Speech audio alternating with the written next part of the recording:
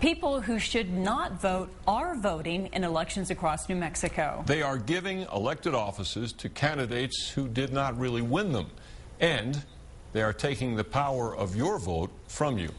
From the smallest villages to the biggest cities, News 13 investigative reporter Larry Barker has uncovered evidence that it's happening everywhere.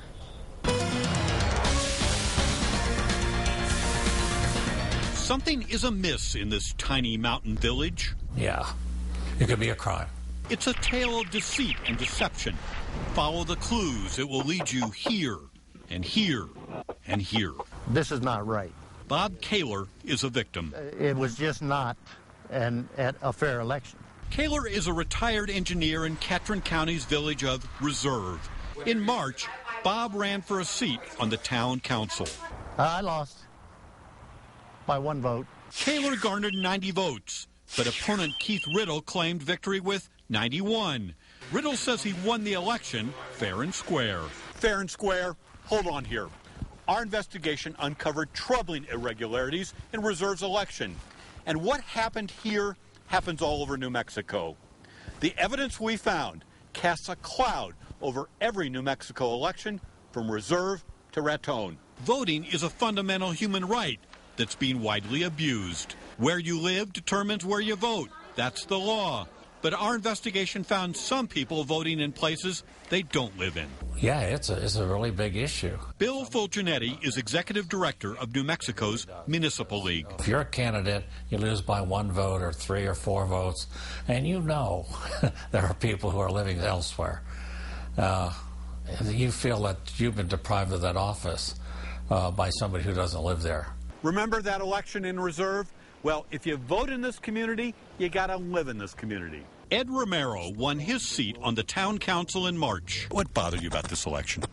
Well, the fact that many people that voted shouldn't have voted. You know, they don't reside within the municipality, and therefore I don't think that they should have been allowed to vote. Voters like Reserve Village Treasurer Lori Martinez and her husband Henry.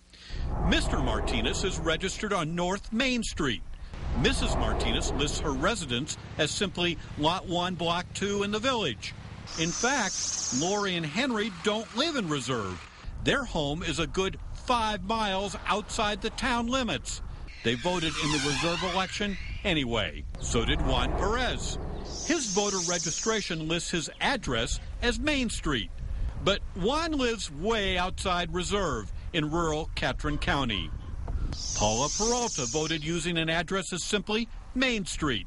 Her actual residence? An unincorporated community called Middle Frisco. It was the same story with Odelia Aragon. She voted in the election claiming to live here in town.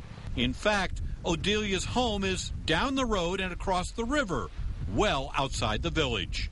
The list goes on and on and on.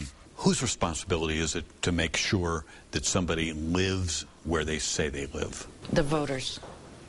It's a voter's responsibility to register where they are actually residing, living. Sharon Armijo is the Catron County clerk. If somebody lies about where they live, what can you do about it as county clerk? I can't do anything. That has to be challenged in court. If they don't live within the village limits, can they vote there? If their conscience lets them, yes, sir. Our investigation found it's not just Reserve. Ineligible voters are casting ballots all over New Mexico. Maggie Toulouse-Oliver is the Bernalillo County clerk.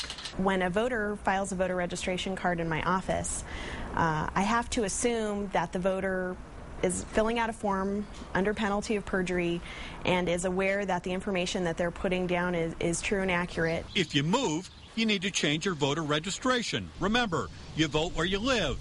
If you happen to cast your ballot in your old precinct, that could be a crime.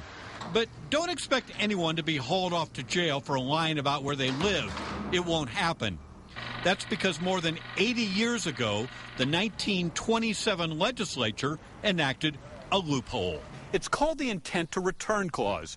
Now, basically, for voting purposes, it defines your residence as the place you live.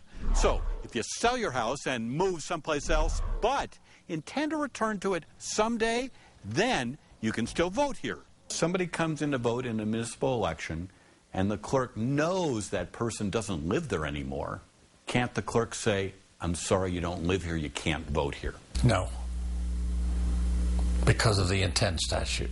So if you ask Lori Martinez why she voted where she doesn't live, all she has to say is, I'll be back.